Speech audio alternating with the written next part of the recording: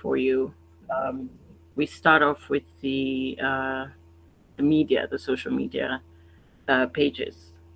Now, I want you to think about your life right now.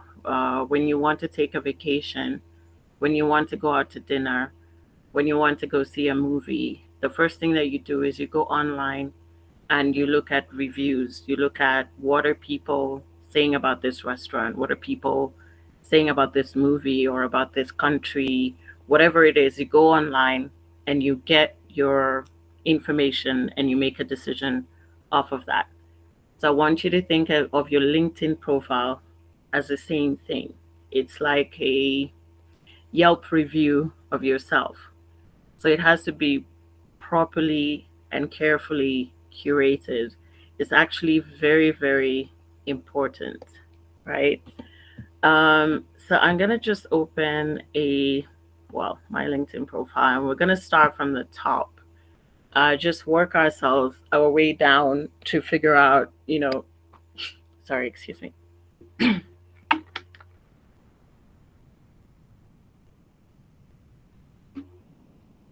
Okay, it's gone. To figure out how we should um, edit our profiles, how we should work with it, and from the top to the bottom, just what your profile should look like. Now, the first thing that you notice when you open your LinkedIn profile is the URL. Now, you can actually edit your LinkedIn URL to suit the name that you want people to find you by. LinkedIn gives you an automatic one in the search tab. You can actually edit that and make it more suitable to find you, right? And recruiters, if they just search for you by your three names, two names, whatever it is, they will find you by the URL that you edit. Now, um, if you need the steps to do that, let me see if I can copy that in the chat for you guys. So you would find that in the settings, edit your URL, make it more suitable to find you instead of the automatic one that LinkedIn gives you. And that way, anyone can find you anywhere. So it's in the chat box. Just look at it, customize your public profile to make it more suitable to find you. So that's the first step, right? So the next thing that you will see is an analysis. You get an automatic analysis of um, your post impressions and how many people are visiting your profile.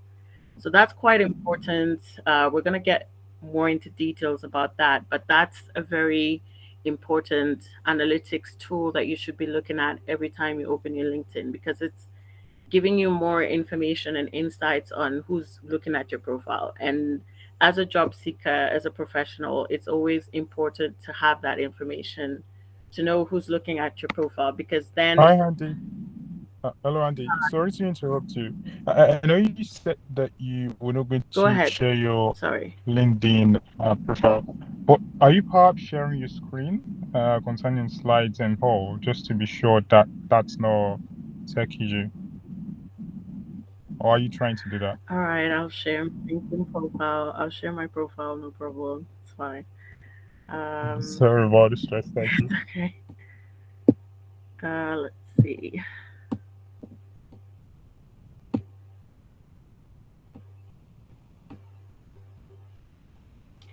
Okay. All right. So I hope you guys can see my screen.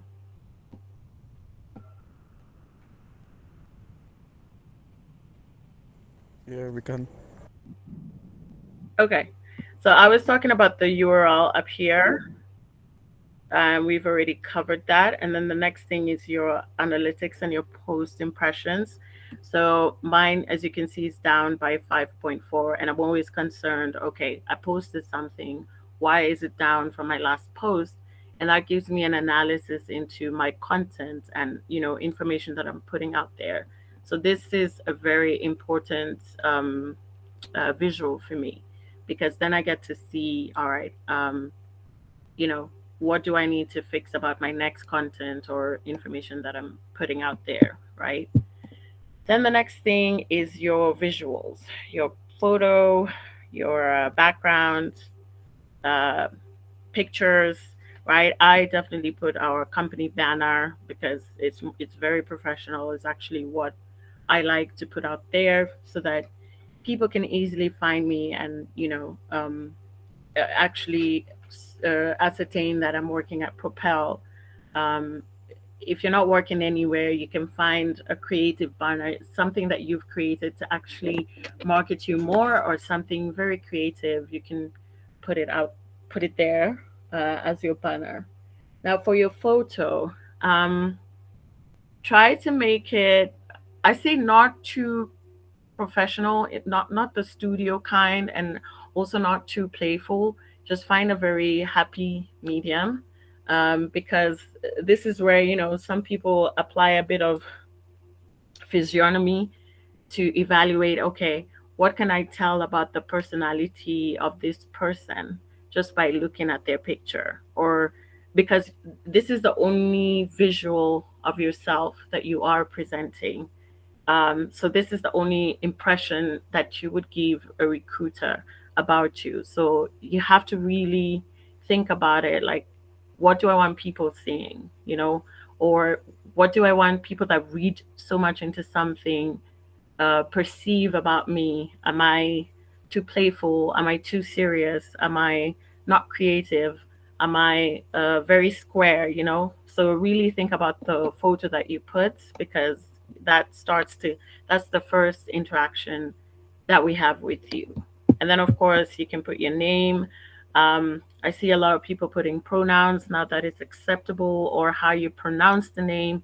If you do have a very difficult name to pronounce, I would suggest putting it in brackets, pronunciation, because it does help if somebody then gets in touch with you. I mean, it's an icebreaker. I always like to ask people, how do I pronounce your name so I don't butcher it? It's an icebreaker. But at the same time, once you put the pronunciation there, um, it does help people to then sort of, you know, say it out loud and say, ooh, I can remember this person, right? Um, you're speaking to a global audience, which is quite different, because I believe us as Africans, we can always sort of try to make sense of what somebody's name sounds like. But you're now speaking on a global platform, which is any person could be interacting with your LinkedIn profile.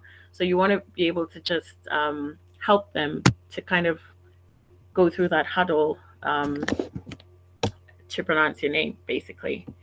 Now, after the name, there is this bit here where you can edit and put a couple of details in there. I think it sits as a headline, sort of. So in here, I always feel like it's really good to put your stacks, your skills and your stacks. Feel free to list. I would say start with the current ones that you're working with. You can list them here, and then much later in your about, um, is the about in the about, that's when you can now go more into detail about other stacks that you've worked with as well, right?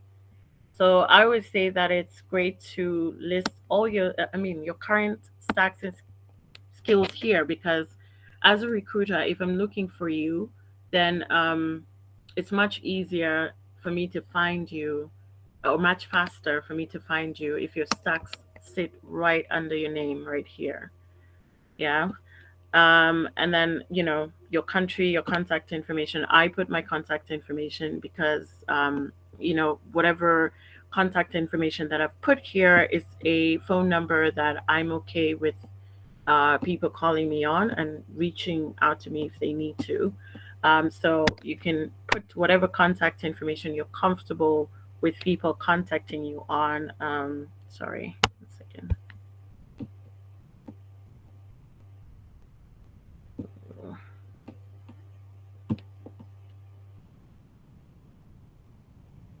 I don't know if anyone has any questions to that point before I go on. And of course, your company.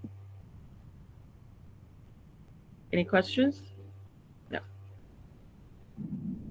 Oh, there's a There question. are a couple of hands raised. There is Okay, Sumisola Bungbimi. Sumisola, I think you can go ahead and ask your question so that hand you can respond.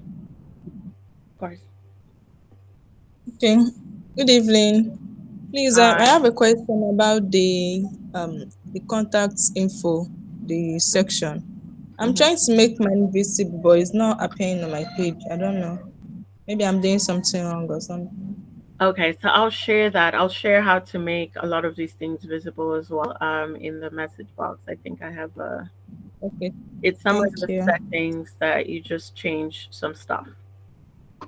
Okay. Let me see if Thank I you. can grab that for you.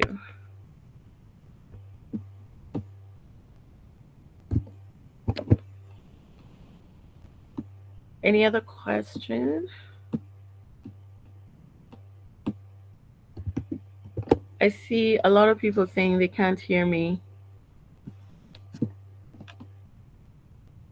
I don't think that that's a general problem because I can hear you from my end.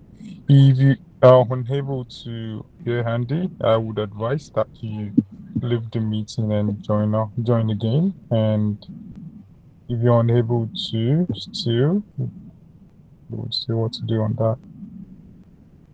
But Andy, there are no more hands raised All right, currently. okay. I think For you can some go ahead. reason, all right, for some reason I cannot attach the image with how to change the setting stuff, but I'll email it after this, and I think Samuel, you can share it with everybody. Yeah. All right. All right, so we'll carry on. So here you get asked all these. Show recruiters you're open to work, and you can control who gets to see this. You know, in terms of if you don't want your employer or it to be public, you can. I think you can control that as well. If you're a business, it's about the services that you offer. So this is all about privacy settings and all of that. And then, of course, here they're asking me to finish up my profile. I will do that actually. Now that I was preparing this presentation, I was like, okay, I need to do this as well. Now, there's a couple of resources that have been made available by LinkedIn, which is amazing, like creator mode. You know, creator mode I think is great, where you can actually share content on your profile and get access to creator tools, right? So it's more graphic, it's more interactive, and you can share a little, you know, professional looking like content. I would suggest you play around with those resources because they're actually amazing, and they're putting people out there. And I'm sure my analytics would improve if I started using them often. These are just some of the articles that I put up. This is back when I was working with a gaming company, and this is some of the articles that I put um, when I was in the US. So it's the featured articles. Just make sure that it is um, information that you would not be shy if your boss or your parents saw it, because LinkedIn is not like Facebook, it's not like Twitter. It has a very, very heavy professional hand. And so, you know, you have to be really careful about what you put out there because, on top of reference checks or background checks and all of that, a lot of employers look at your LinkedIn profile to just kind of deduce that, you know, what type of person you are and what interests you and what articles you put out there, and you know, what stuff you like to read and put out there. So you just have to be quite careful about the featured articles that you put there. Any questions? Okay. All right.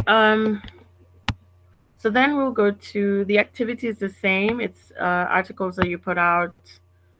Featured is what will always sit on your profile, and you can always edit that and put whatever you know you are comfortable confident in, and let it sit there. And then activities, what you will comment on, post, um, yeah, mostly comment and post or share. That's going to sit on your activity space as well. That is also very, very important for you to be very interactive on LinkedIn, because that's the stuff we look at. Like, what activities are you interested in as well? And of course, the about feature is very, very important because it tells a story of you. This is your elevator pitch. This is a summary of what you do, why you do what you do. It should be witty. It should showcase your best self. It should just be able to capture your skills and your experience in everything that you do. I have a sample page here of a couple of that I found quite interesting. Um, One especially from this gentleman who comes from India, and he's working for Peloton. I think you guys are familiar with Peloton, the exercise bike. So this is Tanmoy Taha, and he's in talent acquisition as well. His about summary is really great because it sort of tells his story of, he was born in Bangladesh, grew up in New York, where he went to school, what he's doing, working at Peloton, disrupting the fitness industry. He loves his job, loves hanging out with tech nerds. So it's not too square. It's quirky, it's witty, but it does capture his professional side and what he loves to do as well.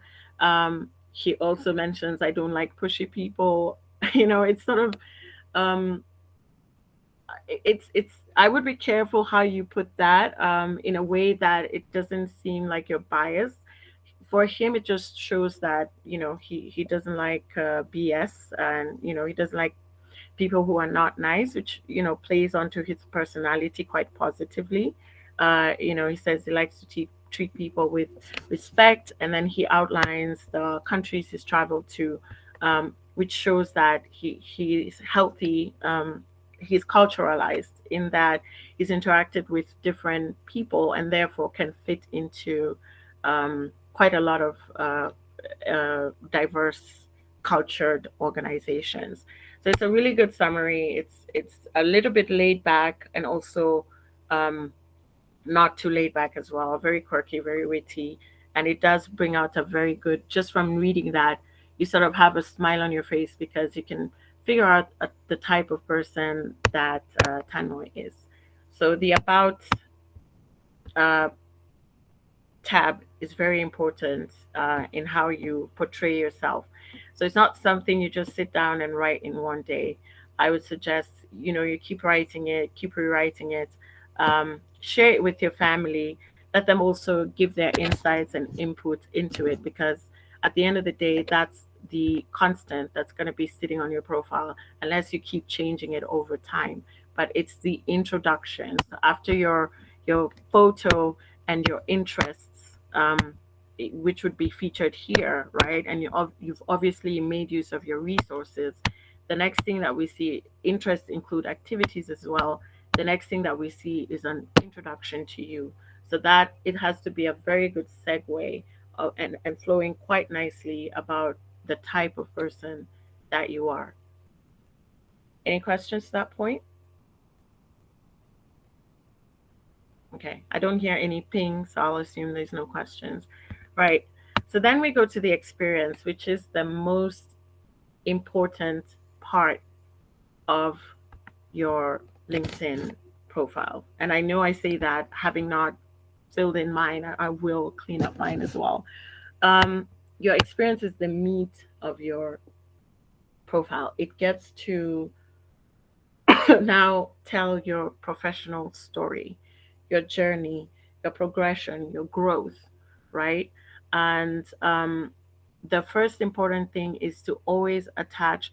I know this is missing, and that's because we changed the company changed the name, and so I was supposed to change that so that the logo sits there, and I'll explain the importance of the of having the actual company logo there, featured there, because uh, context. If you're being sourced by a global recruiter, and probably you're working in, for example, I will pick this company that I was working in Kenya. So a global recruiter may not know this particular company. Maybe not. That's not a good example.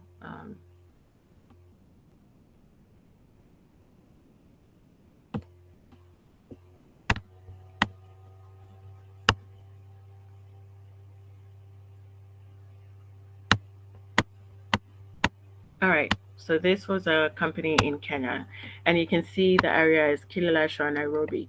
Now, a global recruiter has no idea what Armada Human Capital does, right?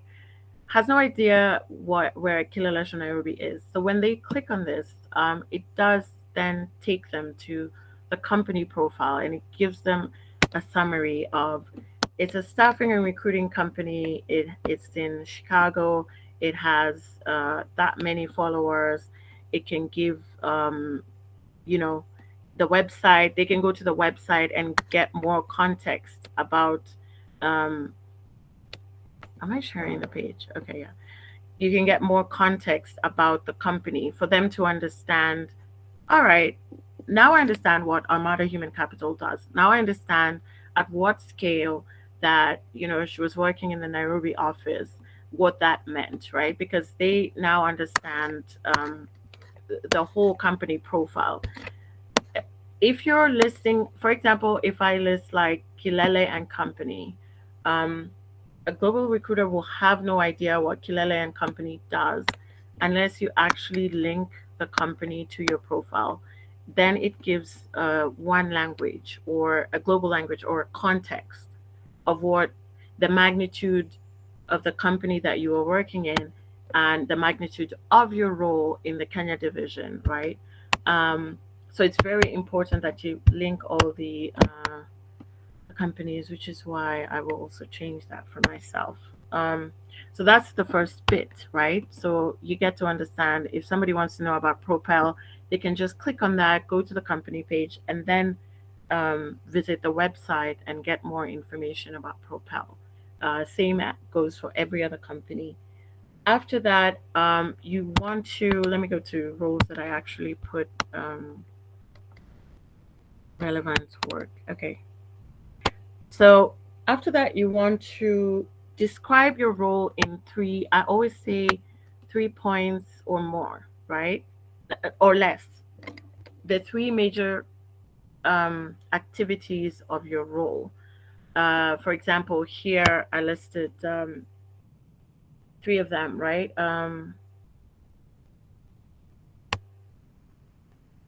The first one was we come in to help with hires you cannot afford to make a mistake with. And then the three fundamental aspects of my position, which were, uh, no, sorry. Um, Sorry, okay. You list the three fundamental bits of your role. Maybe we can use this, um, which is working closely with the account manager, for example, the three fundamentals of whatever position you have, and then the projects that you've handled in your role. Because the other thing that the recruiter or talent acquisition person wants to understand is, what are you doing in your current role, and what are the projects that you've done in your current role for that company. Because for each company, you always want to make sure that you're getting involved in a project, even if it's not from start to finish, but you're getting involved in a project and you have achievements from that project or accomplishments that you can proudly put on your profile, right? That's always what a good LinkedIn profile looks like. You will put three fundamental aspects of your position, just three, and then put the project that you were involved with and what the achievements were for each role. That's what it should kind of look like and reflect. Then as a recruiter, I'm able to see, this is what Andrea does, and these were her achievements. This is what she was able to do in this particular project. All right, she looks interesting because my client is looking for somebody who can do precisely that. Or, okay, she's a little bit junior because she has not gotten involved in, A, B, and C. But with that information, three liners doesn't have to be too long because the longer version of what you do is going to go into your resume. LinkedIn is just your biopic, it's just your Yelp review.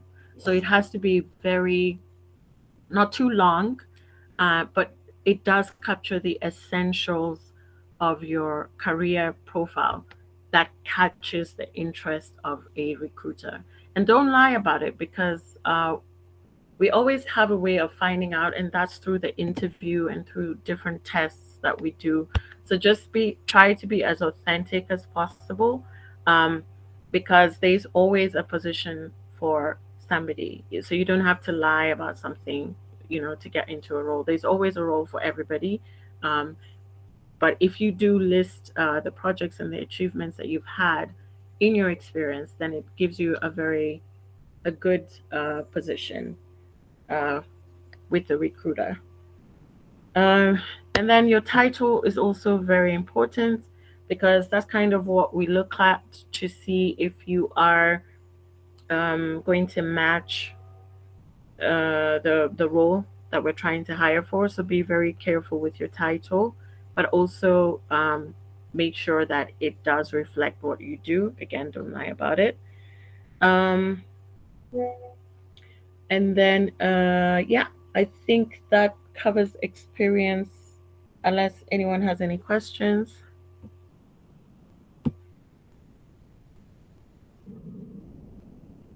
Okay, There are hands raised up. So, so sure. just to interrupt, for anyone who does not want to ask the question live, you can type your question in the chat box as well, and I'll read that, or and I will read that, and you can respond, or you can type your question anonymously, and I'll read that as well. But I pray you can go ahead. Thank you. Okay, hi, thank you. Thank you so much. Thank you, Andy, for the presentation. Please, I'd like to ask, because I've heard that if someone as a freelancer does Hmm.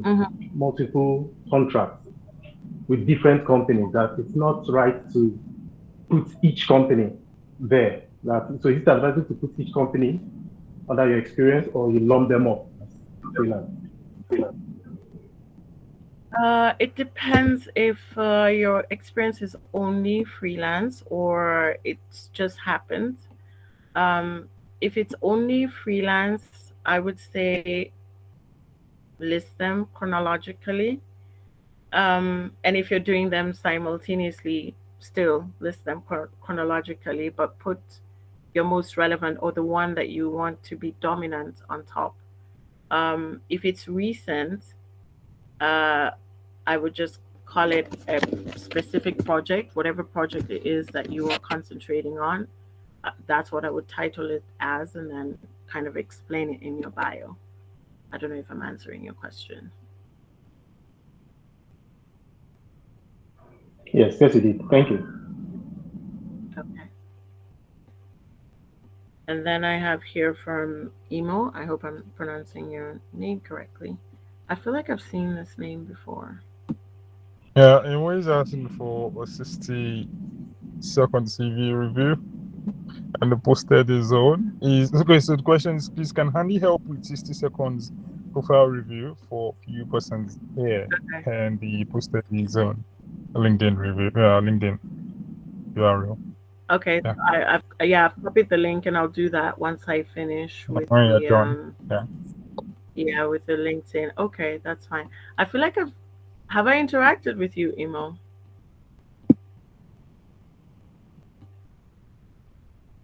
Hi, good evening. I would like to say Hi. yes, it. Well, Yeah, I don't know. I remember. I remember your name. It sounds very familiar. Okay, I'll do a review once I finish here. Yeah. Um.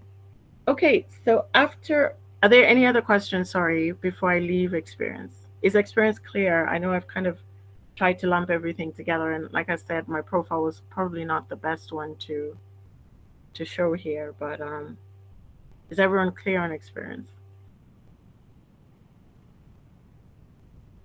Okay, I'll take that as a yes. Oh, is there another question? Okay, I'm not gonna try and pronounce the name. Sorry. uh, Go ahead. Okay, fine. Okay, so my question is for the experience. So for me, I actually have my roles are not sequential. So I started my career and I took up a freelancer role, and I was able to be like the only product manager who managed the product. But now I just got a new internship role. So how can I arrange that on my LinkedIn? Because I'm currently on both sides. I'm still doing my freelancing job as a product manager, but I'm Mhm. an intern in a more structured place. So I don't know how to arrange that both for CV as well as the LinkedIn profile. So it won't look like um while you having internship as well as an intern role and taking up the two simultaneously. Yeah, I get it. There is first of all, how long ago from when you started freelancing to your internship? Like, how many years experience do you have in freelancing? And then, um, yeah, how many years between the I'm like freelancing to internship? close to 6 months for freelancing, Hello? but the internship process is just like 2 months. So you were freelancing for 6 months and then you got an internship. Yes.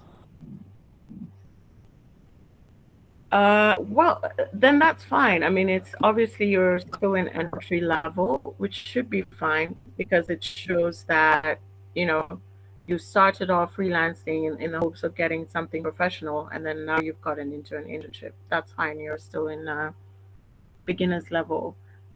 What I would say is that I would say, like, oh, sorry, you're raising your hand again. Go ahead.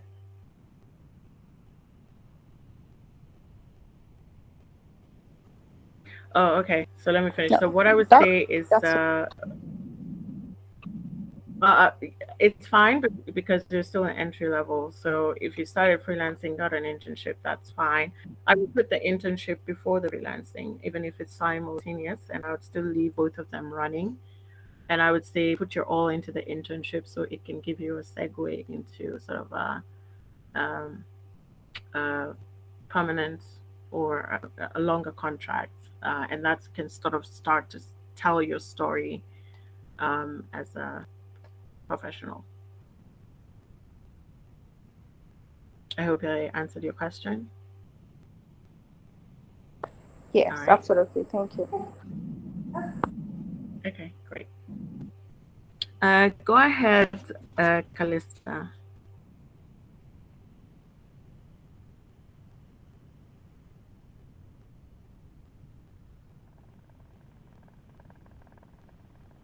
Someone is raising their hand. Go ahead.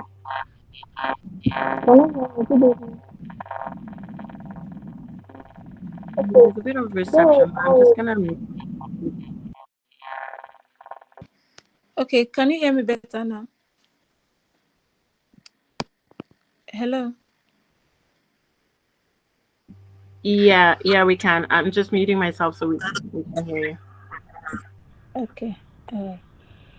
So I joined late. I don't know what you've thought about the experience, but I've been having issue on that particular section of my CV because I came from like a diverse background. I started off as an audit trainee, then I moved to audit associate, and then I wanted to transition into product. I now started as a customer success also. From there, I moved to like the product space and I did an internship for like 6 months. But right now, presently, I feel like my CV is not giving a particular message. I don't know if you get it. There's audit, there's customer success, and then there's product. I don't know if there's a way I could arrange my experiences better to align with what I'm chasing presently. I definitely understand. I would say transitioning from one career to another is never easy because it requires patience. When I say patience, is you just have to show an employer that you can do what you want to transition into. So there is no way of editing your profile to sit better, not until you get enough product experience to now sort of let go of the audit. But I always feel like prior experience complements your current because an audit background could complement, you going into product. The skills that you learned in audit, you're not just going to toss them out the window. They're still sitting in your psyche, Yeah, and it can influence you as a product person than somebody who just started from product all the way. So leave experience to sit there. What I would say is exercise a lot of patience. Internships are great when you're transitioning careers, or volunteering. I know it's crazy to volunteer. You could freelance on the side to make money, but you could volunteer in the space that you want to go into.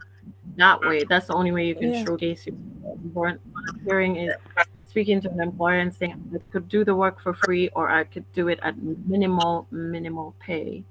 And then once you've earned your, you then get given more responsibility, and then you sort of grow into that and transition into the role that you want to do. But that's only if you're very passionate about it. But if you're just getting into it to test the waters and then you volunteer and you don't like it, you kind of just ruin the experience for everybody. If you're passionate about it, yeah. I would say for anybody who's looking to transition into another career, and you're probably working somewhere else, just continue working there, but volunteer somewhere else. And volunteer can mean working in the weekends. It can mean working after hours. It takes sacrifice and patience to take the switch. But if your passion is there, um, then it won't feel like a sacrifice. It will feel like you're working towards what you actually want to do. I hope Okay. I'm answering the question in some way. Yeah, thank you so much. And then I don't understand. So you moved from audit, you went into customer support. Was it the same company or did you apply somewhere else? And Okay, that it was like a subsidiary of the audit company. Like they had this other so I talked to my boss like, okay, I want to move into this got section, it, Yeah. got it. Okay. And then the product interaction, No, was it still the same? it's a different company this time around. The product is just an internship. So, but I've been trying to send out applications for some time and nothing positive yet. Right, I got it. Now the internship for the product role, is it due? Is it done or you're still doing it? Yeah, it's done. It's done Oh, presently. it's done. It's Okay. done like, And how was your experience in that role? Did you learn a lot? Did you feel like this is where I want to go? yeah, I'm sure this is where I want to go. Like, I'm not even second guessing it, but Yeah. it's just that mm, I am looking for an environment that will help me grow faster because, like, where I did my internship, it was kind of very stressful because it's like a startup and they didn't have like a senior product manager to guide me. It Mm-hmm. was just me figuring out everything on my own and all that. So, Mm-hmm. that internship, I said, okay, let me look for somewhere else where I can get the experiences I actually need. Aside from building Right. side projects with people contributing to different projects and maybe trying to build an MVP, I just want an environment that will enable my growth also. Right. Right. Okay. I understand your internship experience was baptism by fire. If you're testing the waters in that, it's probably not the best. But if it's somebody who had been predominantly product, that would have been the best place for them to earn their stripes. But I get because you were doing a transition, it wasn't the easiest experience for you. So I'm going to touch on that a little bit in terms of it's going to be one of the things that we talk about, but it's the people that you follow. Um, I would say start following relevant people in the industry that you're interested in and start getting their attention by posting relevant content. But we're going to cover that when we're still talking Yeah, about. I tried. Okay. Sorry. Thank you. I understand. I try to do that Okay. whenever I try to do it as much as possible. Okay. You'll get there. You'll get there. All right. Thank you Sorry, so much. I saw another. Thank you, Callista. I saw another hand.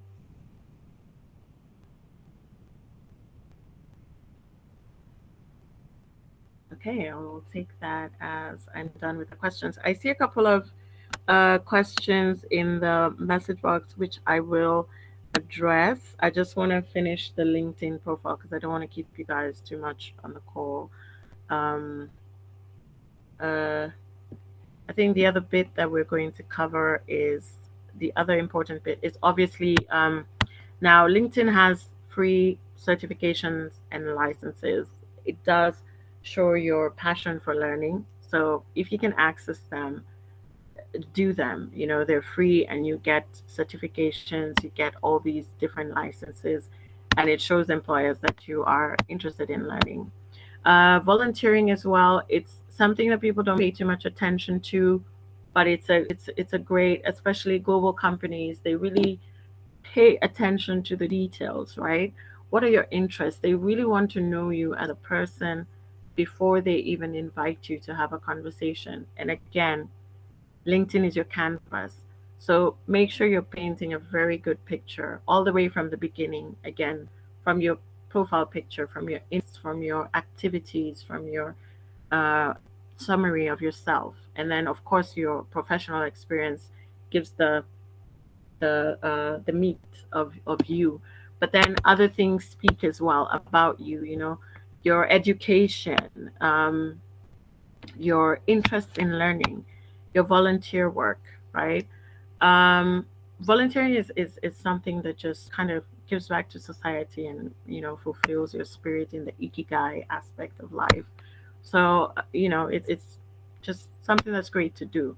And if you're struggling to find something to volunteer for, I can give you a suggestion. There is an app called Be My Eyes, right? I don't know if you guys have heard of it. And I endorse this app everywhere I go because it's just the best thing to ever happen to human beings. So Be My Eyes is an app that you can download on your phone, and it's just download and you have it. And a blind person, you will be called upon anytime. It will just ring and they'll show you how it will ring, and it will ring randomly, but it will be a blind person on the other line needing you to be their eyes. Probably if it's a color, they need to identify. If it's something they need to read, and probably they don't have their braille or whatever. If it's a question about you having the function of your eyes that they don't have, um, and they need your help with that. You just get a random call. It's usually, can you help me pick out, is this which color to wear with what I'm wearing, or is this the right thing I'm cooking, or it's always just something to do with the eye function. So it's a really good app. Find it, volunteer for that, and it's something you can put on your resume, and it's just great, right? Um, and then when you go to skills now, get endorsements. Endorsements are given by other people, and they're only given when you give. So it's a quid pro quo. So don't expect endorsements and you're not giving people endorsements. Now, this is where you use the value of your network, your connections, right? Oh, sorry, that is something I should have mentioned in the beginning. Follow as many people as you can. I want to get to 30,000. In fact, my mission at the end of the year was to get to 30,000, and I'm trying to get there. Your connections, this is where your endorsements come in. Um, and especially of people who know you, you've worked with before, you've gone to school with, have an idea of you, they would give you an endorsement very, very quickly, um, vis-a-vis strangers, right? Strangers will give you an endorsement after they've interacted with you. Um, they would then be like, yeah, I know that. Sorry, excuse me.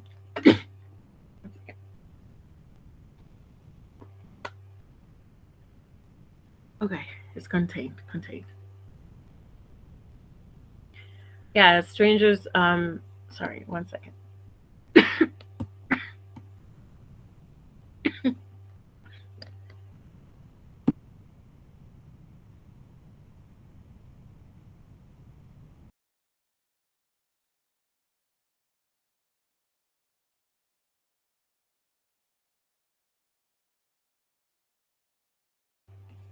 Okay, okay, I'm okay. I'm okay. I'm alive.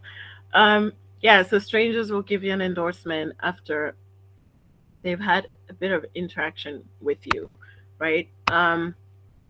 Recommendations is another really important part of your profile.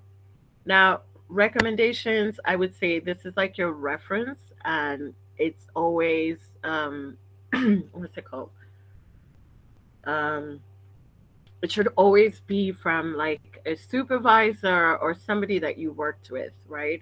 I know people say that if you can't find a supervisor, look to your friends or somebody close to you. That's fine, but it you have more meat for it coming from a supervisor, because again, the recruiter will be like, "Oh, I don't even need to do a reference check. Right here, the supervisor, is saying." Exactly what I need to hear about the person, right? So reach out to your old um, supervisors and coworkers, mend the fences if you broke them, and just get them to do a recommendation for you. It sits really well in your LinkedIn profile.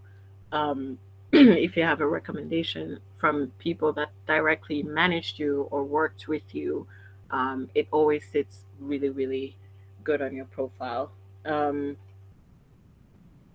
I think I've covered most of everything. Now, I was going to say something about here in the about um, section. Please avoid buzzwords. There's a lot of buzzwords that, people like putting in. I'm sure I have one of them. Oh, yeah, I do. Expert, experienced, passionate, creative, innovative, certified, you know, avoid those. Just be a little bit more creative. Again, like I said, this is not something you're going to write overnight. You need to take some time and rewrite and rewrite it. Think of it as the best article you're ever going to write, because it's going to sit as a representation of your profile. Now, the add-ons is take a personality assessment. I always encourage people to do that. You may not want to post it on LinkedIn, because if it doesn't come out positive, you don't want people to see that. But a personality assessment will always give you an idea of the areas you need to improve on as an individual. And you keep bettering yourself. It will show you your strengths and your weaknesses. And you can always concentrate on bettering your weaknesses.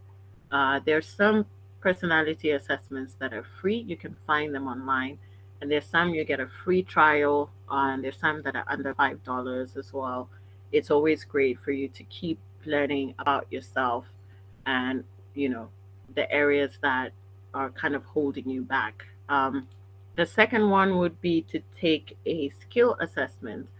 Now, Callista, about the product, I would say go online and start doing, product owner skills assessments. Just take it and see. It will highlight for you the areas that you probably already know or are getting strong in, and the areas that you need to improve as a person as well. And that can sort of help build you into the direction that you want to get into, as well. And then, The other bit is join relevant groups on LinkedIn. They're really, really helpful. They post, relevant information for you. Uh, Groups and communities, right? Because then you start to see what you want to see, what is relevant for you, and you don't miss out on information that's in your profession. I had a bing. Does anyone have a question? No, no question. Or was it posted? Okay, Emphasis there's a on as question. well. Yeah, yeah. Okay, go ahead. Sumi Sola. I know the N is Okay. silenced. Good evening. Thanks for this session once again. It's about recommendation section. I want to Yep. ask if someone that's directly manage you doing your internship, like a pastoral internship, and the person like job recommendation on your LinkedIn profile, but the person is not like active on LinkedIn, the recommendation does it still count as effective? Sorry, you said, and the person is not active on LinkedIn. Yes, but person like directly manage you during your internship, past internship role. So is the recommendation like effective? I mean, when you say they're not active on LinkedIn, do you mean they don't have a LinkedIn account at all, or their No, profile is just they have LinkedIn profile, but it's just like dominant. They don't dormant? interact on LinkedIn. Yeah, dominant. No, it counts. It counts because LinkedIn will always show that this person directly managed, Sumi Sola. So it still counts. It still holds water because that was the opinion they had of you when you worked under them, right? I mean, the person who gave Okay. me my recommendation is now doing something totally different from what he started out doing when I was working under him, right? But the recommendation still it still counts because at that time, that was their opinion of me. Okay, thank you very much. You're, you're welcome. Thank you very Okay. much, Andy. So let me. Okay, yeah, I think you still have other things. Yeah. Well, I think. I have a question, but when you're done, sorry. Oh, okay. Yeah, I just wanted to summarize. Uh, I've finished with LinkedIn, which is just make sure you achieve an all-star um, status on your LinkedIn profile. It will give you an all-star when you have put um, everything that is required on your LinkedIn profile. And if you haven't, it will still show you what's missing. So just always try and make sure you've achieved an all-star status on your LinkedIn profile. That's it. All I needed to say. And of course, grow your network. All right. That's it. Thank you very much, Andy. Thank you so much. Samuel. And yeah, I really, really respect the fact that you were able to push through despite your health. I just have one question to cap everything whole, to round everything up. It's about relationship management. At the bottom of getting Okay. roles, offers, and recommendations is referrals and managing relationships well, especially with past employers or current employers. What is your take on how to go about that? And the second question with respect to relationship management is how do you answer interview questions like mention a bad experience with one of your past bosses and how you managed it, and mention a good experience with one of your past bosses and how you managed it. So that's like two questions. That's why I said to cap the whole because it's comprehensive.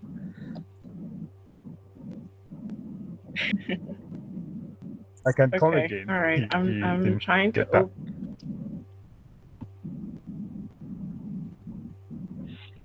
The first question is on relationship Sorry, say that management, again. how I to keep manage losing it. relationships with, okay. Yes. Okay, I said the first question is on relationship management, how to manage relationship with past employers and even current employers to be able to proceed with asking them for recommendations and referrals, because like you said, it's LinkedIn, it's official. People are not always there all Yeah. the time, so you can't just be going there and say, hey, I just came to see how you're doing and stuff like that. So how do you manage relationships like that to make sure they're active enough so that when you need to trigger them for referrals or recommendations, they would still be very, very useful? That's my number one question. Maybe you should answer Yeah. that first Um, before I ask the second one. Yeah. yeah, I got the second one, but yeah, I'll answer the first one. So it's how do you manage the relationships with your current and past employers so that they can give you a recommendation? Um, I would say for your past employers, um, I'm sure with every role, and maybe this is the mindset we all need to have in all your roles. Make sure you have at least one or two achievements constantly. Always look at what have I achieved. And achievement is the company was at point A when I joined, and it's now at point B. What was my impact? What did I do to make sure that it's at point B? What was my contribution to that? So that's always the mindset you should have with any role that you're performing. Do not be a paper pusher. Do not be a bum. We call them bums in seats. Just, fulfilling the mandate that is required and going off a checklist. No, you always have to make sure that the first thing you find out is where is the company trying to go. There's always where the company is trying to go. Okay, and how do we get there? What do we need to get there? And that what do we need to get there is where you need to participate. That way, it will not be very difficult for your supervisor to then come and say, Samuel did ABC and he was ABC. It's not always going to be like that. You can clash with some of your employers. And how do you manage that is you just have to write a very long email apologizing and probably explaining your state of mind when you did what you did, or you know um, just apologize first. Do not apologize then ask for something. Apologize, let that apology sit for a while. um, Let see the reception of that apology, and then after some time reach out now with what you need, a recommendation, and say, hey, look, um, I want you to give an honest opinion. And maybe it doesn't have to start with a direct recommendation on your LinkedIn profile. It can start with, can you give me an honest opinion of what you thought about my work when I was working at your company? And if they do that on email, if it's terrible, let it go. I don't think you can salvage that. But if it's great, say, okay, can you just copy the same thing and put it on my LinkedIn, I think that's the only way you can sort of handle that. But it's reach out to your. I think I'm in contact with all my previous employers. I always try to stay in touch with them, ask them questions. Hey, I'm trying to do this. Can you help me? Because we never have all the answers. And just because you left the organization, it doesn't mean that they're obsolete. So keep in touch with them. Ask them for help, even if you have the answers. It sort of makes them feel valuable. When you're reaching out to them and they feel, oh my gosh, they were stuck and they needed my help, even though they've moved on to, probably a better job or a better career. It just gives them that sense of importance in your life. So always stay in touch with your employers. And LinkedIn is a very good way to do that. You don't have to email, or you don't have to call, or you don't have to WhatsApp. You can just do it on LinkedIn, right? And that kind of puts you in a position that be very mindful and very intentional with all your interactions at work and on LinkedIn, because in the future you will need them, right? You will need them to kind of endorse you for something else. You never know. It could be 10 years from now. So you want to be very careful, very mindful about how you interact with everyone. I know when we're young, we, we throw caution to the wind. I was very good at burning bridges, but I was also very good at going back to apologize, even before I needed any leg up. Just realizing, oh my gosh, I was so stupid doing that, and you just go back and you apologize. Um, so, yeah, just be mindful about your interactions and your relationships. Keep in touch with your previous employers on LinkedIn.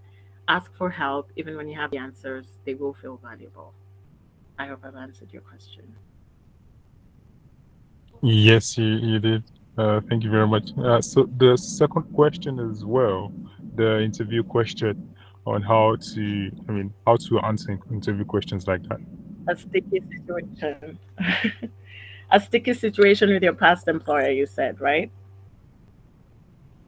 Yes, yes, and how you handled it, and good situation with your with your employer and how you handled it. Okay. So that's a trick question. When an interviewer asks you about tell me a terrible situation with your past employer and how you handled it, they're looking at you. They're not looking at your past employer. They're looking at you. And they're looking at how you will describe this situation, because they will also be your past employer sometime in the future. And they want to see how will this person talk about us to somebody else, right? So it's a very trick question that people use to see, A, what kind of a relationship did you have with your past employer, and B, what kind of person, what's your character, how do you talk about people, because it's like talking about people behind their backs, right?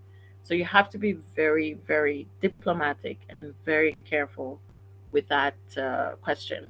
um, Normally it's to dance around it or try to avoid it altogether and say, I mean, we always had, quite clear rules and protocols to help mitigate sticky situations. Like we would always see signs before anything got too messy. We always had, proper procedures in the company to help evade sticky situations.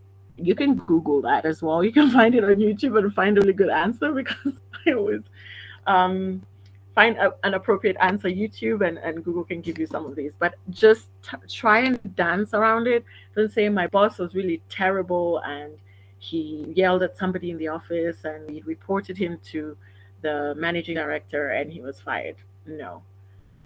Be very, very diplomatic. Be Switzerland. Be like, uh, we never had the opportunity to get into frictional situations because our company policies and protocols were quite clear and straight in how to deal with different levels of uh, possible situations. So like including a third party, like the head of people, into an email that you felt was going to get out of hand, or yeah, pulling in a third party or a mitigator into a communication that you felt was going to get out of hand, or calling in a witness to sort of sit in and neutralize the situation. I'm sure there's YouTube provides much better answers than I'm Yeah, that I'm providing right yeah, now. So just I'll don't check badmouth that me. out. Yeah, thank you very much. So I know that And you want to review Emo's LinkedIn, so I just want to read these out. That was a tricky one applying the last time. Mention one bad employer you had and why you consider them bad.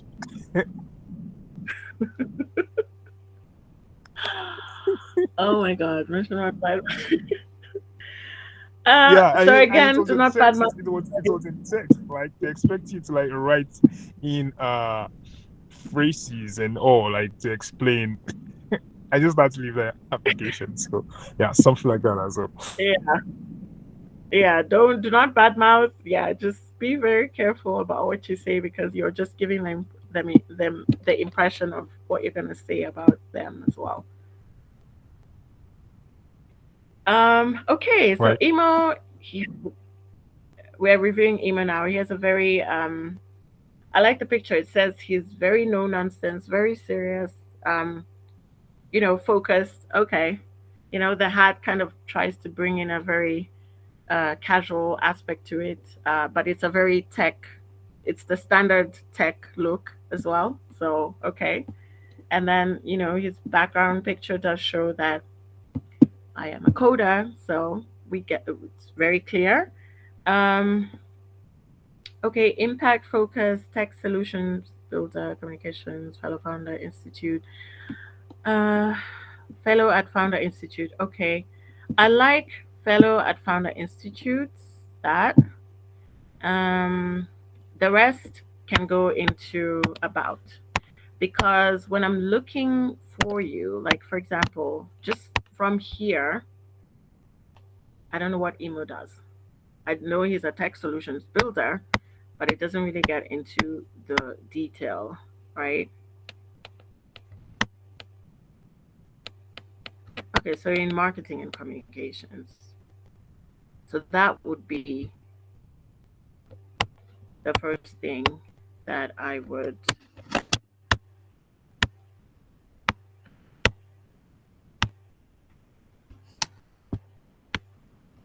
that's the first thing I would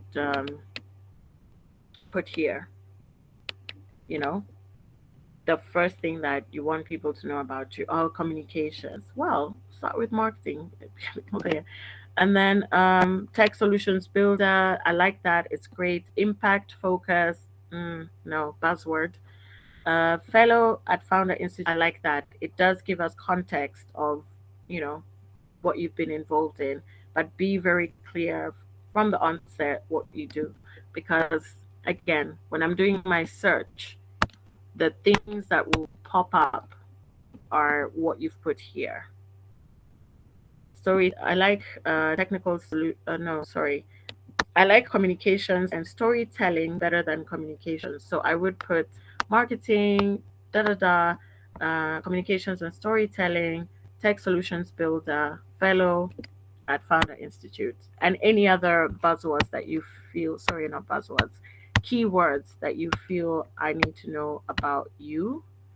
Um, I like the skills. This is very good, actually. Something that I didn't mention previously. Yes, very important that you put all your skills here because, again, when we're doing our search, if it doesn't pop up here in your title, it will pick up from the skills that you have. Um, yes, I like that you've summarized what you do in just a couple of paragraphs, and it does actually also capture your achievements as well. You know, growth driven from 10 to 45% in your first year, like that. Um, Creating and supervising the implementation of various go to market strategies to increase awareness, brand products, and better service to clients. I would, if they allow you, I would also list some of the clients that you've done this for just after this statement.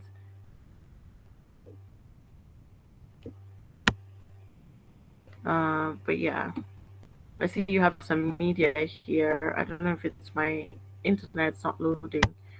But yeah, okay, I get that. Again, you have the ability for content. So um, put more visual content. Let's see that. Here are the buzzwords: creative, curious, resourceful. Um, you are in the creative space. Your about should be captivating.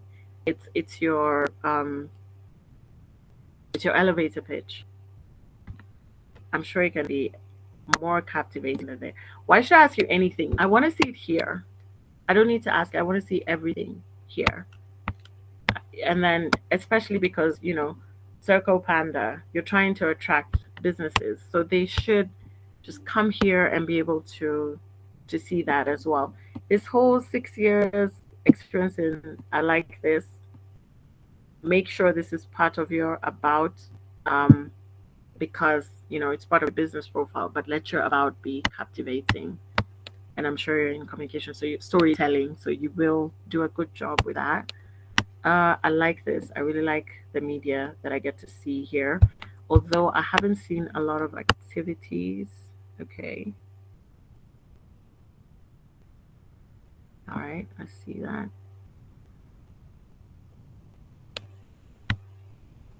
Again, you're in content. I think you should be doing this every day. All right, I like the featured. Uh,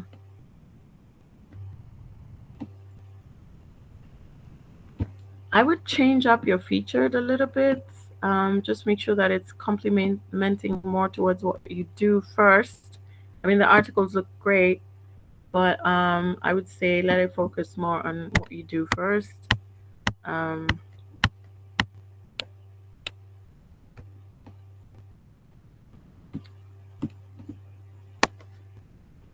this is too long and the editing is terrible, so fix this. I'm sure there's that whole spacing thing on LinkedIn that you can make that look cleaner. Again, I like that you put the skills at the bottom. So yeah, keep piling up on those skills. It's really, really important. Um, when we're building our Boolean strings, we kind of put a combination of so many things, and the only way you pop up for a recruiter is if you keep piling on your skills. Again, don't lie about it. Skills that you actually possess. Like, you see how healthy this is? That's your intention. You want to make sure that you've captured a lot of your skills so that you pop up in the X-ray and Booleans. I think that just kind of gives it in summary. Gives you an idea, Emo, right? Yes, yes, it does. Very Okay. helpful. Thank you. All right.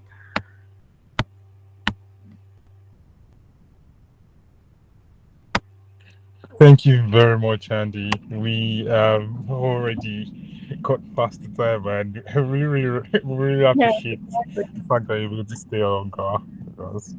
And I hope that we also get well soon. Thank you so much, Uh, everyone that has stayed on the call to this point. You can send your appreciation to Angie by clapping or just sending it in the chat as well. Thank you very much, everyone. And we would be having another webinar soon, and we'll be announcing, because it's a 3-part webinar on how to position yourself for global roles. So just keep updated on the Slack community. Thank you very much, everyone. And there's also dropped our email in case you have questions yeah. on how you can also leverage Propel to get opportunities, because Propel is always dropping jobs and global opportunities that you can apply for. In fact, within product community, we have a page with Propel that you can always go to get job offers, and we make posts concerning job opportunities that exist on the Slack community as well as on Twitter. So again, stay up to date on that. Andy, I think you wanted to say something. No, I just wanted to say, whoever has questions, please just email me. Sorry if I didn't cover all the questions in the session. But yeah, thank you guys. I was really honored to be here, and it was great meeting you all. Taslim, I don't know if you have a question.